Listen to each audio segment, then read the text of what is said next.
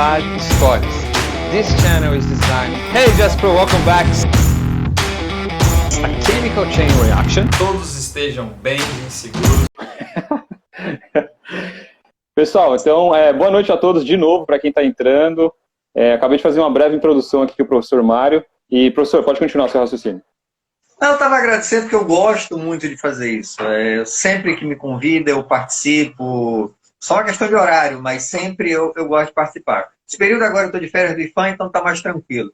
Que geralmente eu não participo nesse horário, que é o horário que eu estou dando. Mas é o horário que é o horário nobre, que o pessoal mais gosta, né, à noite. E aí eu geralmente estou dando aula e agradeço o convite, as palavras. E espero ajudar aqui um pouquinho o pessoal, trocar ideia, trocar informações. Show, show. Eu que te agradeço, professor. Vai ser um bate-papo muito legal. Eu separei aqui algumas perguntas, né? Eu fiz algumas lives aí com o pessoal, já vi que alguns amigos já entrou, o Esdra, alguns amigos que eu já fiz live. Eu sempre faço um mapinha, eu fiz o seu também. Tá aqui o Mário Sobral Map. Só para a gente ir dando uma guiada. Como a gente conversou, hoje a gente vai falar sobre ferramentas de gerenciamento de risco, tá, pessoal? E aí, dentro desse tema, a gente tem um mundo que a gente pode discorrer. Eu estava conversando nos bastidores com o professor, e a gente, dependendo do tema que a gente for olhar, a gente pode aprofundar cada vez mais. Então, hoje a gente vai passar um overview, né, ou seja, um resumo do que é gerenciar um risco, quais as ferramentas que a gente usa, e aí o professor, com a sua experiência, com toda a sua desenvoltura, vai ajudar a gente nisso aí. Professor, para começar, a gente já fez a introdução. Se você quiser fazer uma breve introdução sobre você, sobre o seu trabalho, que eu acho que dispensa comentário, né? O que eu já te comentado, eu tenho o Jornal Segurito, que agora em fevereiro faz 15 anos. Recomendo que entrem em fevereiro lá. Entra todo dia, mas em fevereiro com certeza, porque vai ter muita gente boa. Então, eu convidei vários profissionais nacionais, o Cosmo Palazzo, o Nestor, o Mário Fantasini, o Vendrame. Eu não sei se todo mundo vai ter tempo de escrever, mas quase todo ano participa. Então, vai ter muito material bom em mês de fevereiro. E aí fora o Jornal Segurito, escrito, tem o SST, o canal, que eu faço junto com meu amigo Nestor. Uma semana sou eu, uma semana ele, toda quarta-feira. Tem o meu canal sozinho, Jornal Segurito, que toda quinta-feira eu já até complementei o vídeo de ISO 31010, que tem um da semana passada que tu viste. Essa semana, acabei de gravar, já tem um novo vídeo para quinta-feira. Tem o podcast toda segunda-feira, tá? Áudios. Entra lá no Spotify, tudo mais. E tem também no site da Proteção, na seção de blogs, Segurito na Proteção. Tudo isso é gratuito, então é só entrar lá, assistir, ler, ouvir. Tudo quanto é mídia. Em fevereiro, não vou dizer ainda o nome, mas vai ter um novo podcast na área de segurança, eu e mais 2 colegas. Mas na frente eu vou começar a divulgar. Show de bola, show de bola. Dispensa comentário, como eu dizia, né? Eu sou um fã seu, admiro muito o seu trabalho e acompanho ele desde aluno aí. Então hoje, como eu falei, é uma grande honra estar conversando com você, professor. Já para a gente não delongar, vamos lá. vamos entrar por tema, gerenciamento de risco, né? E aí a gente linka com ferramentas de risco. Só para a gente começar a falar disso, pessoal, antes a gente vai fazer uma breve introdução aí, o que é o risco. Então o professor ele vai passar aí alguns conceitos baseados aí na 30.010, justamente eu comentei até com ele que eu acabei de ver o vídeo, né, para a gente ter um pouco mais de introdução do como, para depois a gente entrar nas ferramentas, de como a gente gerenciar. Tá, então, em relação... primeiro tem que saber a diferença entre perigo e risco, que eu acho que é extremamente importante, que muita gente ainda confunde, apesar de ser um negócio já mais divulgado, ainda está essa diferença, essa dificuldade. Então, perigo, a palavra que define melhor é potencial de dano.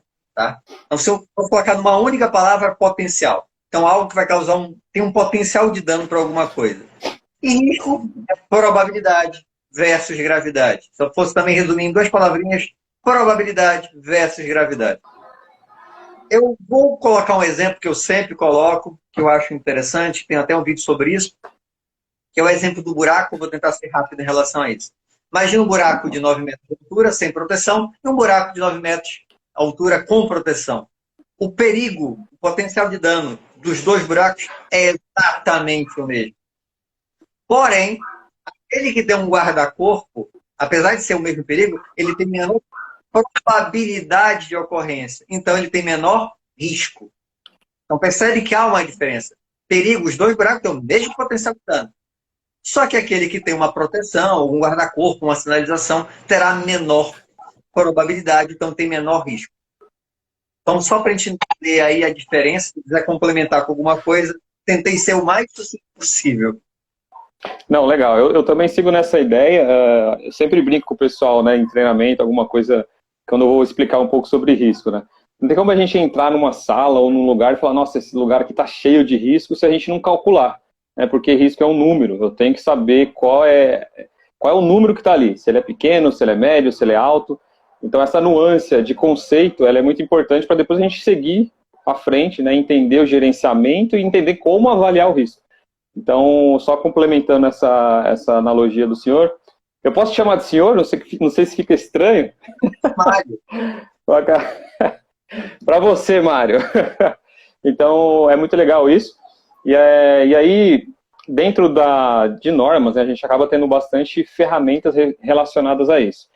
Quando a gente começar a entrar em ferramentas, a gente comenta um pouco sobre matriz de aceitabilidade, né, como que a gente classifica tudo isso. Mas pode ir lá, professor, pode continuar. Tá, então, quando a gente fala de gerenciamento, quando o pessoal está preocupado, na verdade, é com a NR1. A preocupação toda é em relação à NR1. E de forma, a gente vai um pouquinho depois, mas de forma bem simplificada, qual é a ideia? Eu preciso identificar os riscos, eu preciso analisar esse risco e eu preciso fazer a avaliação desse risco.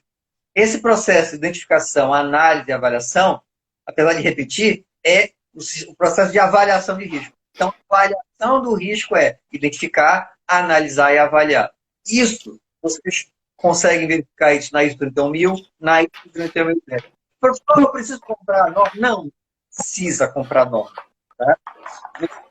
Se você não compra, tá? Não compra. Você consegue ver vídeos, meus vídeos, tem outros vídeos, materiais na internet, tá? Lógico, Ramon tem grana, aí ele vai lá e compra a norma. Mas não vai ter condições de comprar um monte de norma. Então, recomendo a leitura, mas não... e outra coisa, as pessoas acham, eu vou comprar a norma, agora resolveu a tua vida. Não vai, tá? Norma nenhuma vai resolver. Ela vai ser um tijolinho para o teu conhecimento apenas. E tu pode pegar esse tijolinho em outras áreas também. Que me falam, qual é o livro de gestão de risco? Não existe esse livro. Vão ter vários livros bons, mas não tem nenhum que vai dizer, ó, esse aqui resolve a tua vida. E pode ser que o livro que eu te indique seja um livro que eu gosto e quando tu lê, pô, é uma droga. Não bateu ali com o autor. Ainda tem isso também. Então, não se preocupe em relação a isso. Estão falando que meu som está um pouco ruim. Para ti tá bom. Para mim tá normal aqui, professor. Para mim tá normal.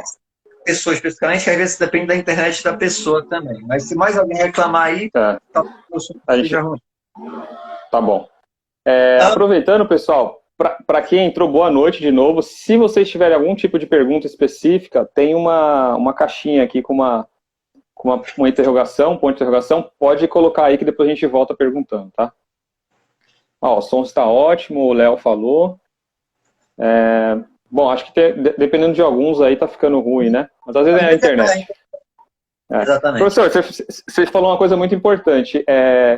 Nós, como profissionais de segurança do trabalho, às vezes a gente acha que focar só em gerenciamento de risco, olhando segurança de trabalho, ela limita ali, né?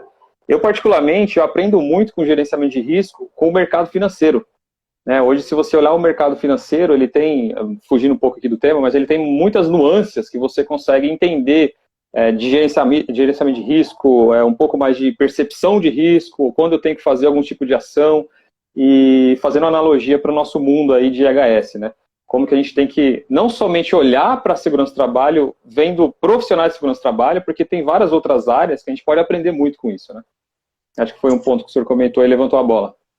Na verdade, a ISO 31000 e a 31010, ela não é uma norma de segurança do trabalho. Elas são normas de gestão de riscos, independente de qualquer área. Então pode ser a risco parte financeiro, amoroso. Qualquer coisa. E aí elas só te dão diretrizes. Então, olha, aqui é uma direção para você seguir. E aí, quando a gente fala disso, quando a gente fala das técnicas para avaliação na ISO, Uma coisa que é importante também, não adianta de falar aqui de várias ferramentas, também é outra coisa que as pessoas gostam. Ah, qual é a ferramenta? Não tem essa ferramenta. A ferramenta é como se fosse uma pá. É uma ferramenta. Se você nunca usou pá na vida, tu vai ter dificuldade. Então, a ferramenta não resolve. Primeiro, você tem que ter um conhecimento prévio sobre o assunto. Então, por exemplo, eu não sei a formação do Ramon. Digamos que ele seja engenheiro mecânico. Ele entende mais de máquina que o Mário. Se ele tem essa formação, então, ele usando uma ferramenta, ele vai avaliar melhor uma máquina do que o Mário. Tá? Não é por causa da ferramenta, é por causa do conhecimento prévio que ele tem relacionado àquele assunto. Porque eu escuto isso, qual a melhor... Não existe a melhor ferramenta. A gente estava conversando isso antes, que depende tudo do contexto, depende de qual é o problema exatamente, depende do teu conhecimento técnico. Então, há um monte de variável, todo mundo quer receita de bolo, não existe receita de bolo na área de segurança, tá? Existem alguns ingredientes gerais, mas a receita pronta, cada um vai fazer do jeito do bolo, e às vezes o bolo sai bom, e às vezes sai uma porcaria. Exato, exato. Boa, professor, boa. Partindo aqui para o nosso cronograma, seria isso já a pergunta que o pessoal colocou, né? Então, primeiro a gente falou de definição de risco, a gente explanou um pouquinho sobre isso. E agora entraria, professor, quais os tipos de ferramenta para avaliação, já puxando um gancho que você comentou um pouco da 31010, e falou um pouco da NR1 sobre gerenciamento de segurança de risco. E é até interessante, né, porque hoje, até uma percepção minha, eu sou atuante no mercado, eu trabalho numa empresa, né, hoje em dia, uma grande empresa, e eu vejo de perto o gerenciamento de risco já acontecendo há algum tempo. Né, algum tempo ele já vem acontecendo, com tratamento estatístico, com alguns tipos de coisas mais aprofundadas, então ele já existe. E aí quando a gente olha para a NR1, né, que o senhor comentou, PGR e tal, é até engraçado porque eu sou muito fã de um professor, o Sérgio Medici, da USP, e inclusive, o cara é muito bom, excelente professor, ele teve uma palestra recentemente que ele falou, né, falou, cara, não tem novidade no PGR, né? Se você pegar a NR22, já está lá escrito, Programa de Gerenciamento de Risco, já está previsto lá. A gente só está dando uma incrementada, quem já fazia vai fazer um pouco melhor e entender um pouco mais de como gerenciar, né? E eu, não sei se você conhece, professor, eu fiz um curso muito tempo atrás, se não me engano foi em 2010, na CETESB, tem um curso lá da P4261, que chama PGR. E quando lançou o PGR na NR1, eu fiquei até confuso. Eu falei, cara, mas e agora? Tem a PGR lá da CETESB, que eles já falam de programa de gerenciamento de risco, tem lá agora da NR1 e tá falando na NR22. Né? Então ficou um link aí entre uma e outra. Né? Só pegando um pouco o que o senhor comentou aí sobre PGR, que está tão em voga agora. PGR, GRO, etc. Professor, partindo um pouco agora para as perguntas, eu vou mandar a bola para você. Quais os tipos de ferramentas para avaliação? É uma das perguntas aí que surgiu aqui na nossa enquete. Ou, se você quiser discorrer ainda na 3110, depois a gente entrar, fica à vontade. Tá, então, eu posso até falar alguma coisa, mas quando a gente fala de ferramenta, pensando, sempre vou dar o foco na NR1, que é o que o pessoal está mais ansioso. Tá? As pessoas pensam em matriz de risco. Então, eles pensam que a ferramenta é a matriz de risco. Então, por exemplo, uma matriz 5x5, onde eu vou ter lá severidade e gravidade, e isso é a ferramenta. Isso não é a ferramenta. Isso é uma ferramenta, mas não é o nosso foco. O nosso foco é antes disso. É antes de jogar na matriz. Então, vamos pegar um exemplo. Eu vou avaliar uma máquina. Tá? Eu vou avaliar essa máquina. Não tem como eu avaliar a máquina apenas, na minha opinião, pelo menos fazendo bem feito, apenas com gravidade e probabilidade. Eu vou precisar fazer uma avaliação, por exemplo, com HRN. Eu vou precisar, posso utilizar, até anotei aqui, ó, a BNT ISO 14121-2, segurança de máquinas, apreciação de risco, parte 2, guia prático e exemplo. ISO 14121-2. Tá? Então, e a 12100 também é muito boa. Ela te dá uma metodologia para avaliação de máquinas. Só que aí você vai pegar esta avaliação e aí vai jogar numa matriz. Qual o grande problema? Bora pegar, então, por exemplo, a HRN ou a ISO 14021, que é para máquina, que é basicamente para máquina. E agora eu vou avaliar risco químico. Eu vou conseguir, com essa matriz, avaliar risco químico não tem como, só forçar a barra. Tem gente que vai forçar a barra. E é isso que as pessoas não entendem. Que para cada tipo de situação, eu vou ter que usar uma ferramenta diferente. Ah, vai ser muito difícil. Na verdade, desde sempre era para ser feito assim. Então, independente de PGR, de qualquer coisa, por exemplo, PGR, que tu até falaste que é uma novidade, eu estou na área há 21 anos. Em 2006, eu entrei numa empresa que tinha OSA 18000, HSS 18001. Lá já tinha um sistema que era bem parecido, na verdade é mais robusto do que o PGR. Isso há Exato. 10 anos atrás. Só não tinha o nome de PGR, né, professor? Mas porque o PGR eu sempre falo que é uma OSA, uma ISO 45001 light. Tá? Light. É isso que eu falo. Nem é completo. Nem é completo. Então, o que as pessoas têm que entender é o seguinte: eu tenho que ter ferramentas. Eu falei um exemplo de máquina. Para ergonomia existe dezenas, sem exagero. Então, existem várias ferramentas possíveis para avaliar na área de ergonomia. E você vai avaliar antes. Por quê? Porque na hora que você for entrar na matriz, meu exemplo é sempre esse: você vai ter que comparar banana com maçã e abacaxi. Vai ter que comparar ruído com ergonomia, com máquina, com produto químico. E para você fazer essa comparação de banana com abacaxi e tudo mais, essa salada de frutas, antes você tem que ter definido: em relação à gravidade, esse posto aqui é de alto risco. Então, quando tu joga, tu já vai com um conceito alto risco. Vai avaliar a máquina, tu já sabe que é de baixo risco. Tu já entra na matriz com um conceito de baixo risco, para poder comparar. Agora, essa ferramenta única que as pessoas querem, que vai avaliar tudo isso em paralelo, elas até existem, mas não vão ser eficazes, ela não vai funcionar 100%. Então, por exemplo, uma ferramenta genérica, o William T. Fine. Então, o William T. Fine é uma ferramenta genérica. Só que essa ferramenta genérica, toda ferramenta que é genérica, ou seja, que serve para muita coisa, ela perde em precisão. Não, e ela perde muito em precisão. Tu até pode usar. Então, por exemplo, você pode usar, em vez de usar um HRN, tem um buraco no chão, que foi o meu primeiro exemplo. Tu pode usar probabilidade e gravidade numa ferramenta dessa genérica. Exato. Porque é uma coisa bem simples, então você não precisa de muito detalhamento. Mas saber se no movimento repetitivo vai causar problema para o punho do trabalhador. Eu vou usar o Murigard, que é uma ferramenta específica da área de ergonomia para aquela situação. Exato, só que isso não está na matriz, isso está antes da matriz, e com base nessa avaliação prévia, eu vou pegar e jogar lá. Só que todo mundo acha que existe uma matriz única que vai jogar para tudo. Outros exemplos de ferramentas. Na parte de risco ambiental, se você tem limite de tolerância, então nem todo produto tem limite de tolerância. Então, risco físico, que seja, digamos que você tem esse limite de exposição, esse limite de tolerância. Você pode usar abaixo do nível de ação, se você fez a avaliação quantitativa, abaixo do nível de ação, baixo risco, entre o nível de ação e o limite de tolerância, risco moderado, acima do limite de tolerância, alto risco. Resolveu? Tu tem um critério quantitativo para risco ambiental, que você pode pegar esse critério e jogar na matriz. Professor, mas eu uso com 5 pontos. Considere, então, 10% do limite de tolerância é desprezível. Entre esses 10% o nível de ação, um moderado, e assim vai. E o dobro, acima do dobro do limite de tolerância, altíssimo risco. Quem define o critério somos nós. É a empresa. Somos nós.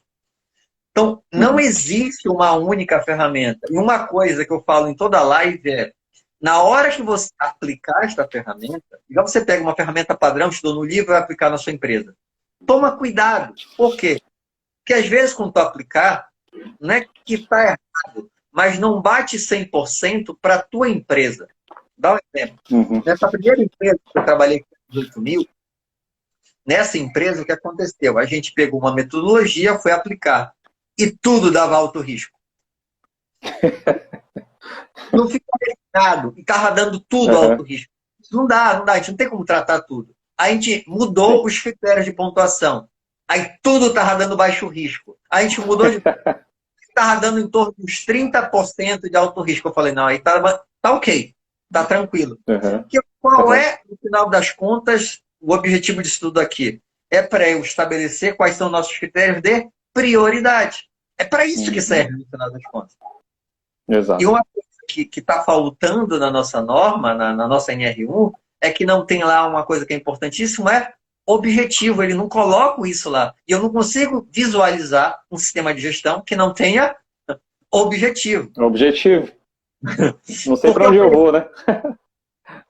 Se tu quiser me interromper a qualquer momento, Ramon, porque eu falo pra caramba, tá? Então pode falar. Não, fica à vontade, professor, fica à vontade.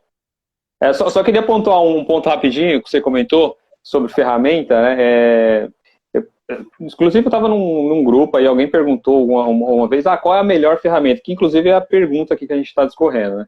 Falei, você imagina você tem um processo, sei lá, no exemplo químico, um processo químico. Dependendo da sua visão, por exemplo, se eu for analisar um risco no meu processo, por exemplo, uma perca de contenção de uma tubulação, né, que vai romper ali uma válvula, um disco de ruptura, eu vou avaliar o processo, né? Então, eu posso usar uma ferramenta, por exemplo, o RASOP, que é para me avaliar o risco do meu processo.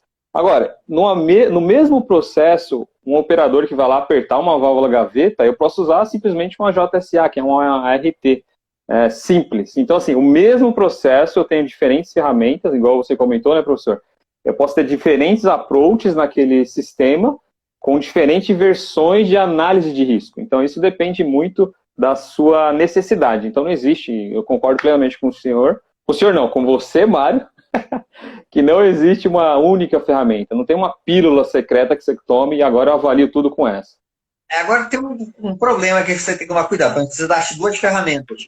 Fica difícil também para um profissional dominar dezenas de ferramentas. Exato. E aí, essa avaliação, no final das contas, tem que ser multidisciplinar com a área de tá? Não tem como avaliar máquina, ergonomia, químico, sistema de combate. Não tem. Esse profissional não existe. Tá? Pode dar a ferramenta está adequada para aquele processo, só que o Mário não está adequado. E essa que é a bronca. E na área de segurança, quando o engenheiro de segurança é visto como o cara o clínico geral que vai fazer. O multi. Mas ele não é. Tá? Ele não é. E as empresas às vezes não entendem isso.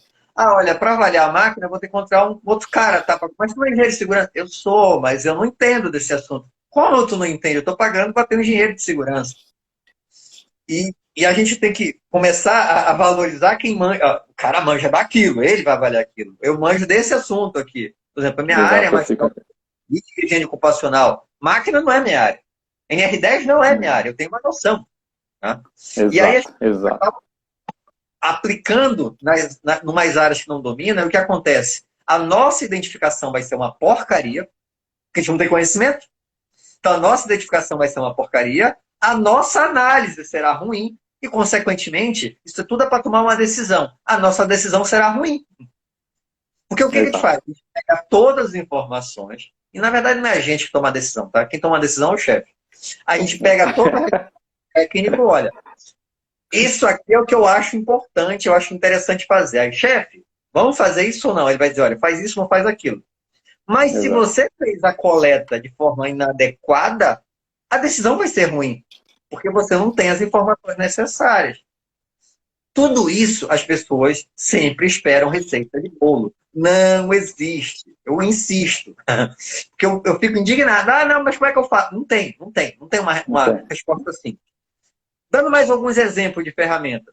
Então, eu falei que no caso ambiental, eu poderia usar o limite de tolerância, de ação. Agora, se eu não tenho uma avaliação qualitativa, frente para risco químico, nem sempre a gente tem uma avaliação quantitativa. Eu posso usar uma metodologia qualitativa, tá? COSHH, tem até um vídeo lá no meu canal, vocês podem entrar lá. Vídeo do ano passado, retrasado agora, COSHH, tá? Que é uma ferramenta de análise de riscos químicos de forma qualitativa e específica para a nossa área. E não é que, mas isso funciona. Funciona. Não tem respaldo legal no Brasil, mas tem respaldo técnico. Tá? Então, tem vários livros na Fundacentro sobre avaliação qualitativa de risco. Risco biológico. Risco biológico, como é que eu vou fazer? Não tem como avaliar. Eu não sei quanto de vírus, protozoário, não. Existe uma metodologia espanhola, NTP 833. Então, nota técnica de prevenção, NTP 833, agentes biológicos, avaliação simplificada. Tá? Então, se vocês colocarem, eu também tenho um vídeo sobre isso, sobre essa metodologia lá no canal do Jornal Segurito, mas se vocês quiserem ler o material, entra na INSST, Instituto Nacional de Saúde e Segurança do Trabalho, que é espanhola. Tá? Eu não sei espanhol. Eu também não. Mas, como a gente entende o assunto, a gente consegue ler sem muito problema. Pega o contexto, né? Dá para ler sem muito problema. Eu nunca fiz espanhol na minha vida, eu consigo ler, tem um monte de livro espanhol e dá para ler. Tá? Sim. Você consegue acompanhar sem muito problema. Em relação à ergonomia, aquilo que eu falei, vai depender do que você está analisando. Então, existe ferramenta para mãos e punhos, existem ferramentas, por exemplo, existe Okra, Sue Rogers, tem dezenas. Tem um livro aqui, até pego aqui rapidinho, daqui do lado. Vai lá. Esse livro aqui, ó, ele tem Manual de Fatores Humanos e Ergonômicos. Ele tem 90 principais métodos de ergonomia. 90. Então, só isso. Só isso. Então, e lógico, eu sei todos. Não sei. Óbvio que não. E nem precisa, né, professor? E nem precisa. É isso que as pessoas têm que entender. Mas eu sei, olha, se eu precisar em determinado assunto, eu vou buscar esse livro aqui e vou fazer uma avaliação com base naquilo. Por exemplo, às vezes, eles têm até ferramenta para risco ambiental, para calor, para iluminação, esse tipo de coisa. Que às vezes você não tem.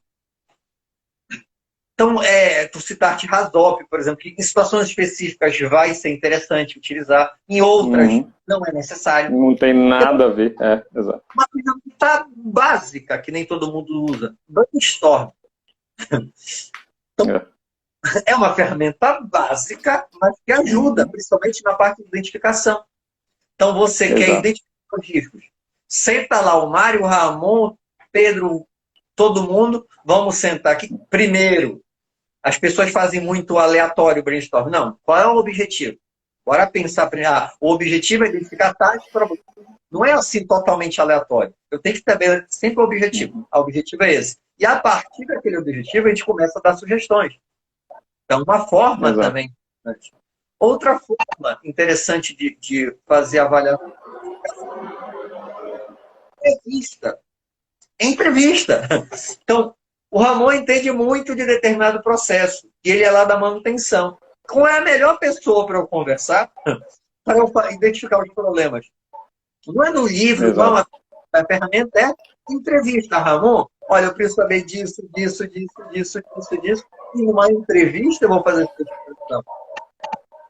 E essa identificação, que eu estou falando de entrevista, lógico, eu estou falando nesse exemplo de um cara especializado, mas eu também vou falar com uma pessoa, talvez não tenha uma formação, mas também está especializado, que é o trabalhador.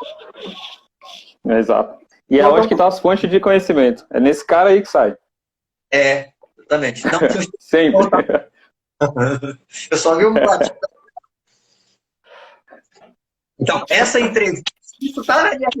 Eu não posso fazer avaliação sozinho. Então, eu fazer esse levantamento, não vou conseguir. Aí eu comecei com uma Ramon na manutenção, conversei com o operador. E com base nessa informação do Ramon, do operador, complementando o conhecimento que eu tenho, vai saindo. Exato. As pessoas pensam que é um negócio muito rápido, fácil, vou fazer, que vai ser que era feito errado, e vão fazer o PGR errado também. Porque querem, olha, eu vou fazer no mês de julho, vou fazer o meu PGR, tá? Não vai. Primeiro que não vai ter condições de fazer esse tempo tão curto. Só para vocês terem uma referência, empresas de 500 e poucos funcionários, geralmente eu trabalhava nesse porte, em torno de 9 meses para fazer o levantamento inicial. Em torno, porque, mas demorou muito tempo. Eu não fazia só isso, eu era engenheiro da empresa. Então, fora tudo o resto que a gente tem que fazer no dia a dia, em paralelo à implantação do sistema de gestão. E isso, essa planilha de perigos e riscos aí no início da empresa, as 3 empresas eu fiz isso 9 meses. para introduzir o processo. Então, e não era empresa em 500 e poucos funcionários, só para terem uma noção de prazo. Ah, não, agora adiaram, espera até agosto, um mês antes eu vou começar a fazer. Já está atrasado. Já está muito. Então, Pegando o seu gancho, professor, você falou 500 funcionários, né? Eu já estou numa empresa que tem mais de 2.000. Só de avaliação qualitativa é mais ou menos isso aí. 1 ano para você começar a entender. Claro, você conhece seu processo, você consegue identificar risco, né? Eu costumo dizer, se você não conhece seu processo, você não sabe identificar risco. E aí você não consegue, obviamente, fazer todos os passos para frente.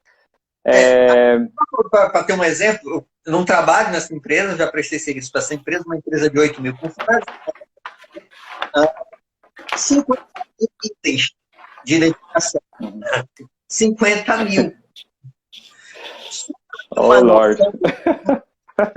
De informações. Tá? E lógico, se eu não tiver um critério de prioridade, eu não vou avaliar. E importantíssimo, empresa desse porte, é impossível trabalhar com Excel. O Excel é uma empresa pequena, vá lá, mas uma empresa desse porte eu tenho que ter um software, eu tenho que ter alguma coisa para auxiliar. E tem muita... Até uma empresa pequena, lógico, vai ajudar. Mas tem muita gente que fica só no Excel e trabalha no braço. Eu já trabalhei muito no braço no Excel, porque a empresa não investia nessa parte de gestão. Mas o que te precisa de tempo, de ter um software dedicado a isso, faz uma diferença absurda. Sim, fala aí, tá falando. Não, você citou da matriz, né? Eu lembrei agora de um... Inclusive foi o professor Sérgio até que comentou, tem um artigo para a gente não se prender à ferramenta e avaliar um risco, né? Quando a gente fala de matriz de aceitabilidade, né? As nossas famosas 5x5, 3x5, etc., a gente tem lá os scores que a gente chama, né? Que se eu tenho pequeno, médio ou grande, né? E aí você vai tomando decisão em cima disso, né? No ramo financeiro tem muito isso também. Tem um artigo, professor, não sei se você já viu, que ele chama O que tem de errado com essa matriz. Ele está em inglês, mas dá para entender, What's wrong with this matrix? O que tem de errado com essa matriz. Que ele fala, né, que a maioria das matrizes hoje de risco, ele tem 3, que se fosse para ser certo, teria 3 sequências ali, né? Então, 3 avaliações, tanto do verde, o laranja e o vermelho. Apenas 3 cores para você tomar a decisão. Quando a gente fala de análise estatística bayesiana, né, como que a gente toma decisão visual. E hoje em dia a gente sabe que tem matriz 5x5, né? E eu uso hoje em dia matriz 5x5. E eu vejo que isso dá uma margem muito grande para você tomar decisões, às vezes que, por exemplo, você pega uma probabilidade, você vê lá, e uma a cada 100 anos, 1000 anos. Cara, para você ter uma assertividade nisso, talvez seria muito mais fácil se você jogasse, por exemplo, não sei, dado no chão para ver se dá sorte ali, porque a probabilidade de você acertar ali é muito, muito pequena. Então, quando você mais encurta, esse artigo é muito legal que ele conta, né? Quando eu tenho 3 divisões, a minha visão de tomar decisão é muito mais fácil do que eu ter várias opções, dentro da matriz, né? Pegando o gancho aí que você comentou sobre como avaliar um risco e como encaixar aquele cara lá dentro. Professor, pegando o gancho, tem uma pergunta aqui do nosso amigo Victor. Ele perguntou assim, o professor considera a NR1 uma reedição da NR9 para que finalmente todos entendam como aplicar? Não é uma reedição porque elas não são exatamente iguais, né? Se você quiser que é uma reedição melhorada, eu aceito, mas apenas uma reedição, não. Porque, por exemplo, na NR9, basicamente a gente ia fazer lá físico, químico, biológico e antecipar, reconhecer, avaliar e controlar. A metodologia é similar, mas não é exatamente igual. A gente não usava nenhum tipo de matriz, a gente até poderia utilizar, solicitado isso no formato da NR9. Tá? O formato solicitado pela NR9 não era esse. Eu acho o formato da NR1 mais interessante. Eu acho bem interessante. Tem milhões de críticas, tenho, mas eu acho mais interessante. A questão do objetivo é uma crítica que eu tenho na NR1. Mas, pelo menos... Fala, amor. Não, eu falei, eu também. Porque falta, isso tem que ter objetivo. Até para você saber, por exemplo, eu tenho 2 itens de alto risco. Qual dos 2 eu vou priorizar? Eu tenho que dar algum critério. E se está dentro do objetivo, eu vou priorizar esse que está mais a ver com o meu objetivo. Até para isso é importante. Por exemplo, na tua empresa tu tem muito problema relacionado à ergonomia. O meu objetivo é nesse foco. E aí eu tenho como me dedicar àquela área ali, porque é o meu principal problema. Né? Então, o objetivo é necessário, vai independente da norma, você deve colocar no seu sistema de gestão. Eu ia falar outra coisa, acabei... Isso que é bom de live. Vai falando um assunto, vem outro, já embaralha tudo, né? Professor, continuando as perguntas. Pode não sei falar. se você quer continuar o raciocínio, pode continuar, se você for continuar o raciocínio. Não, não, na verdade, a pergunta seguinte seria uma pergunta que a gente acabou respondendo já, que é qual a melhor ferramenta? Então, pessoal, não existe, a gente acabou de comentar aqui, o professor discorreu muito bem nisso. Isso vai depender do processo, vai depender da sua visão, você tem que ver o macro. E até pegando um gancho, professor, você falou de avaliação de risco, né? Hoje em dia, atualmente, eu uso o HRN, né? O Risk Hazard Number, que é ali a matriz que eu tenho que fazer, tanto o número de pessoas, frequência, o que pode acontecer. E aí, tem uma certificação que eu acabei de tirar da PILS, que fala assim, você comentou sobre competência, né? Eu, por exemplo, eu tenho formação de produção, engenharia de produção, técnico em segurança, enfim. E agora estou formando em engenharia de processo, né? Gerenciamento e segurança de processo. Cara, eu sozinho não tenho competência para analisar um risco somente eu. E aí a definição de competência dentro desse treinamento é assim, ó, competência é igual várias pessoas de várias áreas multidisciplinares para formar competência de acordo com o tempo de experiência, com a formação. Então isso ele resume muito bem, né? E aí, falando um pouco das ferramentas, se a gente for citar ferramentas, tem várias, né? Razop, Lopo, até escrevi aqui algumas, FEMEA, enfim. A gente não vai ficar aqui citando ferramentas, porque não é o intuito. Existem várias, né? Mas a pergunta é bem direta, né? Não existe a melhor ferramenta. Concorda, professor? Sim, não tem essa melhor ferramenta. Existe a melhor ferramenta para o teu contexto, para a tua situação. Aí sim, existe a melhor ferramenta. Até para o teu conhecimento. Então, por exemplo, o Ramon está falando aí, Razop. É uma boa ferramenta? Talvez, para a pessoa que nunca viu na vida, nunca aplicou, não seja a melhor ferramenta, apesar de ser adequada para aquela situação. Boa. O que as pessoas têm que entender, tem por objetivo te auxiliar a encontrar os problemas. É esse o objetivo da ferramenta. E aí dá uma estruturada para isso. Tá? Só que aí ela te ajuda lá. Agora, se você consegue uma ferramenta simples, em função do teu conhecimento, em função, sei lá do quê, de ter uma equipe multiprofissional fazendo isso, mesmo sem uma ferramenta 100% para aquilo, talvez tu faça melhor do que com uma ferramenta adequada, teoricamente, mais adequada, mas sem um conhecimento para aplicá-la. Em relação às ferramentas, se quer uma noção, a 31010 ela faz exatamente isso, ela apresenta as ferramentas. E eu estou frisando a palavra apresenta. Nenhum de vocês vai aprender a ferramenta lendo a 31010. Ela apresenta. Vai dizer, a ferramenta tal faz assim, vantagens são essas, desvantagens são essas, aplicáveis nessas situações. TVN, te vira neguinho, que eu não vou explicar mais. É isso que ela faz, tá? Então ela só te dá um direcionamento.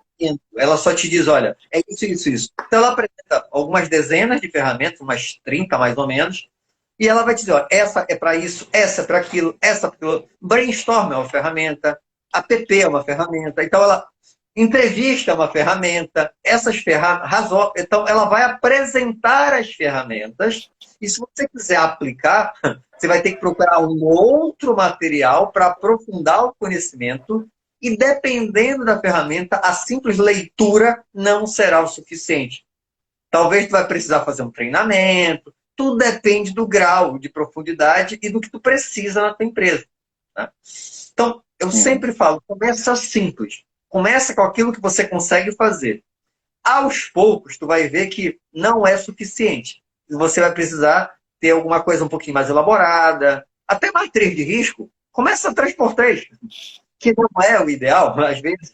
Mas começa simples, começa o mais simples possível. E vai fazendo. Tu mesmo vai notar que o primeiro problema que tu vai ter, como é que eu vou estabelecer prioridade se está tudo dando igual? Que o grande problema é esse, tá? Lembra que o nosso objetivo é estabelecer prioridade. Mas se eu tenho muita coisa que está dando igual, como é que eu vou saber o que é prioridade? Aí eu vou ter que estabelecer alguns critérios de prioridade dentre os prioritários. Então, aqueles que têm maior número de funcionários expostos, aqueles que já afastaram o maior número de trabalhadores, questão de custo. Aí vai ter que ter critério de prioridade em cima dos prioritários. Tá? E quando tu tem uma ferramenta mais refinada, ela te ajuda nessa separação. Então, ela te auxilia em relação a isso. Porque ela tem um range maior e aí ela vai fazendo uma separação melhor também. Tá passando algumas perguntas, eu não estou lendo nada, tá? Só está passando, não estou vendo nada. Só deixa eu... Pessoal, por favor, tá passando muito rápido aqui, às vezes não consigo parar. Tem uma caixinha aqui com um ponto de interrogação, coloca a pergunta dentro dela, porque depois eu consigo fixar ela aqui e fica mais fácil. Então as perguntas que vocês colocaram aqui nos comentários, joga aqui dentro desse balãozinho aqui, que depois eu fixo lá. Show. Tá. Voltando. Bom, professor. Pode falar, pode falar. Não, pode. Na verdade, era só para seguir o raciocínio. Depois, a pergunta ela é um pouco parecida, que ele vai falar qual é a melhor ferramenta, mas aí depois ele vai falar qual a ferramenta que você mais utiliza no dia a dia. Eu acho que é mais um particular de cada processo. Isso vai depender muito também, né? Não existe essa ferramenta que eu mais utilizo, porque depende do que eu estou utilizando. Essas que eu citei, que eu falei rapidamente, SHH, HRN, não sei o quê, é o que geralmente eu gosto de utilizar, tá? Mas, dependendo da situação, não será suficiente. E nem será o mais... No meu caso, Por exemplo, vou dar um exemplo no meu dia a dia, né? Dependendo da situação, o que eu acabo utilizando mais é quando eu vou avaliar um processo, né? Um risco de um processo. Quando a gente fala de risco, dependendo da situação, né? Você tem o risco para ocupacional, o risco a pessoas. Quando você olha para o processo, você tem o risco do processo, de ter perda de contenção, etc. Eu acabo no meu dia a dia, professor, usando mais ferramentas de processo, né? Então, eu tenho ferramentas qualitativas de risco, por exemplo, o RASOP, que eu acabei de citar, que eu vou ali ter alguns tipos de nó, né, que eu vou sequenciar o que pode acontecer e vou qualificar isso. E aí acabo usando também algumas ferramentas de semi-quantitativa, né, por exemplo, LOPA, como que eu qualifico as minhas salvaguardas, né? Então eu estou falando que eu tenho um controle, mas quão eficiente é esse controle? Então, assim, no meu dia a dia eu acabo usando mais essas ferramentas e, obviamente, no dia a dia, dependendo da situação, igual o senhor comentou, vou avaliar um risco ergonômico. Tenho diversas outras ferramentas com times multidisciplinares. E até trazendo um pouco para a realidade do meu dia a dia, por exemplo, ergonomia não sou eu que avalio. A gente tem uma empresa correta, uma pessoa, né, que tem a formação ali de fisioterapeuta, fez algumas especializações, que vai lá fazer a avaliação daquele posto para ergonomia. Então, porque assim, eu tenho um conhecimento leve, breve, e aí é um pouco mais aprofundado, mas eu não tenho a competência que aquela pessoa tem para fazer aquela avaliação, né? Então não existe a melhor ferramenta, e não tem a ferramenta que eu mais utilizo. Tem os cenários que eu preciso utilizar, dependendo de cada ferramenta, eu vou escolher ali para aquela situação. E aí, só um detalhe, o Ramon falou assim, ele está avaliando o processo. Tá? Lógico, as ferramentas que ele está utilizando para avaliar o processo mesmo. Só que quando a gente fala na parte de segurança, essas ferramentas, todas elas têm limitação. Todas. Porque a gente está avaliando pessoas. A gente está avaliando a exposição daquele trabalhador a uma determinada situação e tem outros fatores que influenciam. Então, eu tenho lá uma lâmina exposta. Ok, eu posso avaliar a máquina para saber qual é o problema em relação àquele problema específico da lâmina. Só que o trabalhador que está trabalhando com aquilo, ele pode estar com dor de cabeça, ele pode ter brigado em casa, ele pode estar sem grana. Então, tem a parte psicológica. Preocupado com o Covid, né? Que aí isso vai influenciar. Tem a iluminação do ambiente, tem o ruído que vai influenciar. Então, tem... E quando a gente avalia, na verdade, dificilmente a gente faz uma avaliação considerando todas as variáveis. A gente pega um pedaço e avalia. Pega outro pedaço e avalia. Porque são modelos que a gente utiliza aí para... Não tem como. Não existe uma forma de avaliar tudo em conjunto. Tá? Não tem como eu avaliar uma relacionando com a máquina, considerando a ergonomia, considerando o ruído, considerando a iluminação. Eu pego separado. E aí depois, ao fazer isso, já tem um erro imenso. já tem peso envolvido, independente de qual seja a ferramenta que você está utilizando. Todas as ferramentas têm limitações. Todas. Não existe ferramenta perfeita. Todas as ferramentas têm limitações, vantagens e desvantagens. Então a gente tem que tomar em consideração. E no final das contas, quem vai avaliar somos nós. Então, dá um exemplo. Na parte de ergonomia, é muito comum acontecer isso. Você fez a avaliação de determinado posto de trabalho, está lá o verde, amarelo, vermelho. E aí, deu uma situação de aparentemente baixo risco com base na ferramenta que você aplicou. Mas você está olhando e com base no teu conhecimento, você sabe que aquilo ali vai trazer problema. Dane-se a ferramenta. O que interessa nesse momento é o teu conhecimento técnico. Já passei por isso. Já passei por isso. Eu estou vendo aqui. E isso aí só vai funcionar se a pessoa que está avaliando tem uma certa experiência para conseguir identificar. Isso é muito comum, em função das limitações, como eu falei, das ferramentas. Isso é importantíssimo as pessoas entenderem. Exato. Exatamente. Você me lembrou uma fala, quem gosta de tomar vinho, sommelier, fala que o melhor vinho é aquele que você toma, né? Então, dependendo se ele é R$10 ou se ele é R$100. Então, a ferramenta vai depender muito também. Exatamente. Se você gosta de, como é? Isso o quê? De sangue de boi, né? Que tem, sei lá qual é. Ganhou de garrafão. Sim. Então. Esse é o melhor. E tá tudo certo, tá tudo bem.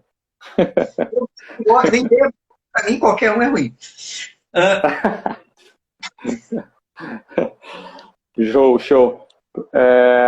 Professor, você vai continuar discorrendo o assunto nesse mesmo tópico? Porque vai entrar aqui depois, por exemplo, só fazendo um resumo aí, pessoal, um overview. Né? A gente falou um pouco sobre o que é o risco, né? Então a gente está falando que risco é um número, probabilidade versus severidade. A gente comentou um pouco sobre a matriz. O professor discorreu várias coisas aí dentro da 30.010, né? Como avaliar, tipos de ferramentas. A gente está discorrendo um pouco sobre qual a melhor ferramenta, que a melhor ferramenta não existe. Enfim, a gente fez um overview agora e a gente chegou no momento de qual a melhor ferramenta. E comentamos sobre todas elas. E a do dia a dia, o professor também acabou de comentar, não existe a do dia a dia, depende do cenário. Depois de tudo isso, professor, tem uma pergunta aqui que fala assim, como gerenciar o risco depois de avaliado? Excelente pergunta. Então, voltando. Primeiro nós identificamos 100%, de forma multidisciplinar, tudo bonitinho. Identificamos. Temos toda essa identificação, que já é meio milagre, mas conseguimos identificar boa parte. E outra coisa, quando você acabou de identificar, já está defasado, porque mudou layout, mudou processo, entrou produto, saiu produto. Então, é por isso que é complicado, porque é contínuo esse processo aí. Mas vamos lá, identificamos. Depois nós vamos analisar. E aí, para analisar, justamente quais são os mais graves, quais são os de maior probabilidade, tá? Para aí fazer a avaliação final para definir aquilo que vai ser de maior prioridade ou de menor prioridade. Com base nisso, isso aí é o inventário. Pensando na NR1, isso é o inventário. Desse inventário, eu estabeleci quais são os mais críticos, eu vou para o plano de ação. Então, no final das contas, é para isso. Só que tem um detalhe aí antes. Qual é o detalhe? Você estabeleceu, você identificou, analisou e verificou, avaliou que esses 10 itens aqui são os mais críticos. E aí tu chega lá com o diretor Ramon. Ramon, olha, esses itens aqui eu preciso fazer. O Ramon, olha, mas não tem grana para isso, para isso, para isso. Esses 4 aqui tu pode fazer, esses 5 pro ano que vem, e esse aqui nunca será feito. Exatamente. A vida como ela é. É verdade, a vida real. E aí tu vai ter que dar teu jeito para colocar lá no plano de ação o que vai ser feito. E quando o fiscal chegar, ele vai perguntar, mas percebe que vai ter um problema aí nessa história. Porque você dedicou, porque entre aquilo que é para ser feito e aquilo que a empresa vai fazer, há uma... Há um desvio padrão aí, né? Há uma lixa e não tem regra geral. Você vai tentar argumentar tecnicamente, financeiramente, para tentar convencer teu patrão, mas nem sempre será convencido. E vai ficar errado. Tá? Dependendo da empresa, vai ficar errado. Aí tu vai decidir, tu vai procurar o RH ou se vai permanecer na empresa. Mas, Toda vez que eu dou alguma aula, eu falo alguma coisa, eu sempre gosto de utilizar o seguinte: a empresa do Mário deve ser perfeita. Não! Tem um Não. monte Tem um monte de ser humano lá, né, professor? E as pessoas têm que entender que essas coisas erradas vão acontecer em todas as empresas. Não existe assim. Independente de qual a qualidade do profissional que falar. Ele pode ser. Exato. Vai ter problema do mesmo jeito. Então, a gestão vai ser feita assim. Eu vou fazer o que for possível. Que depende de mim. Identificar muito bem feito. Analisar de forma feita. Estabelecer os mais críticos. Fazer todo o respaldo técnico. O chefe tem que fazer isso.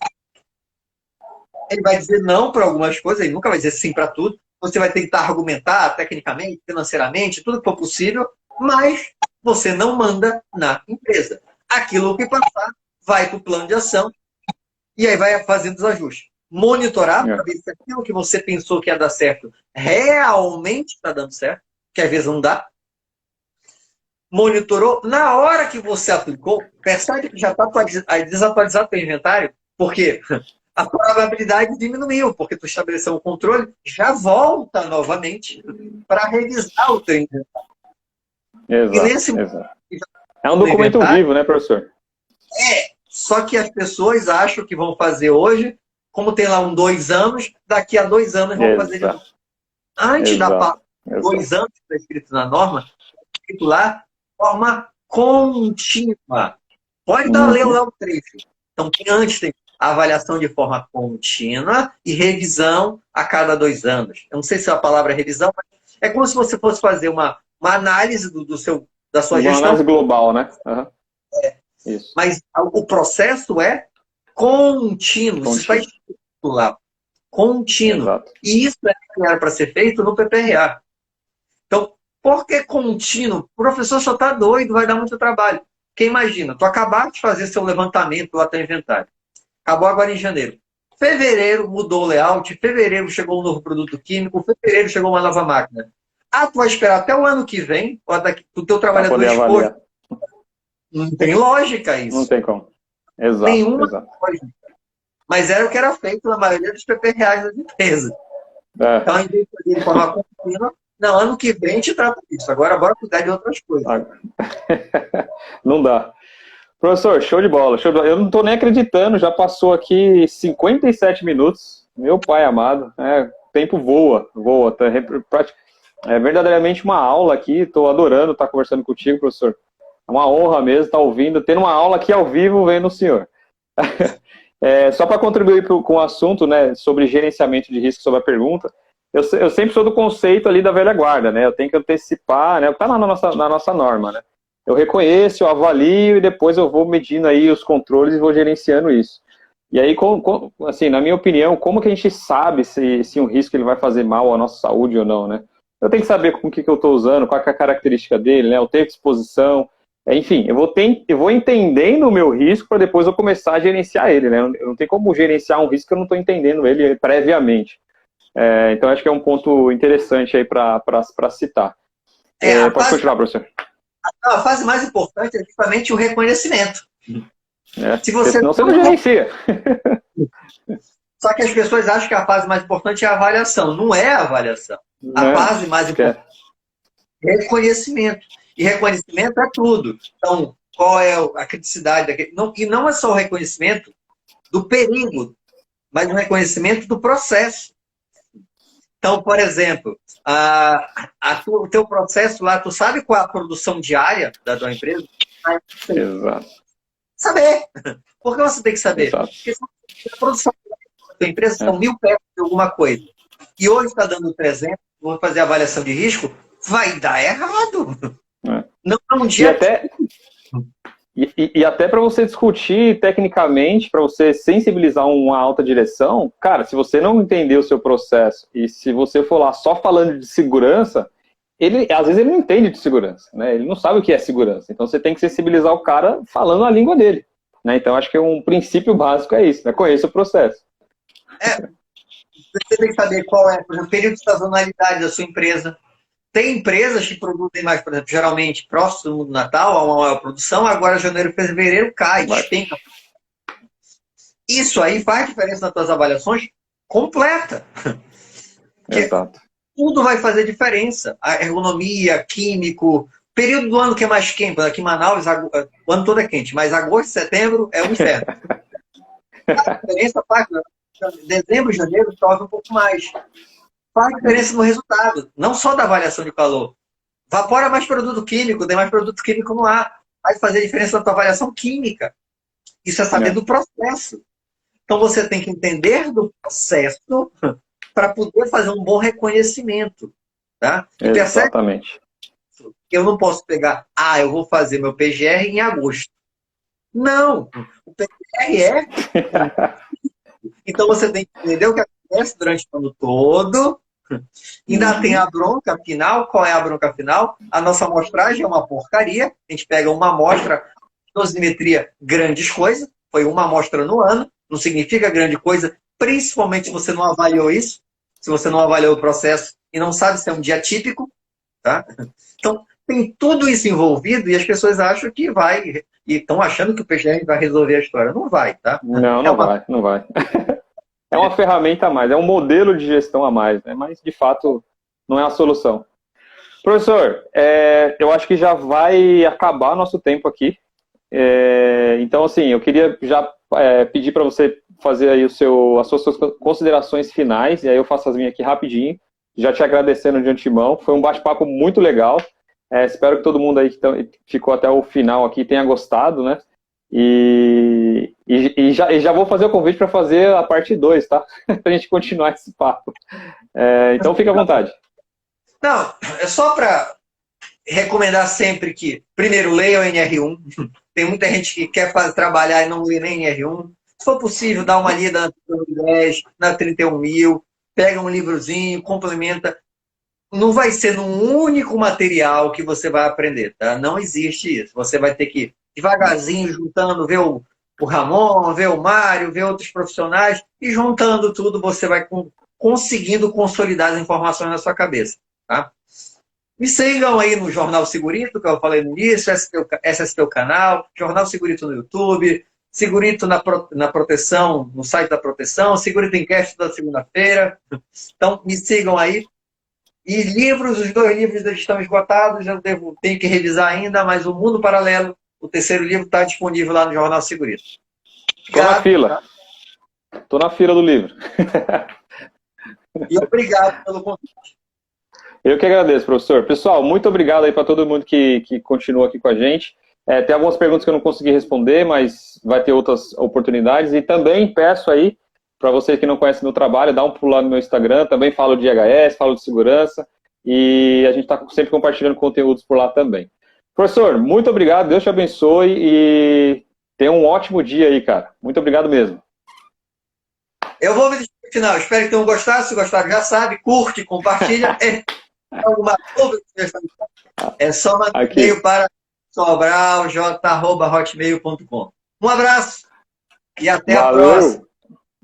Valeu, professor. Tchau, tchau.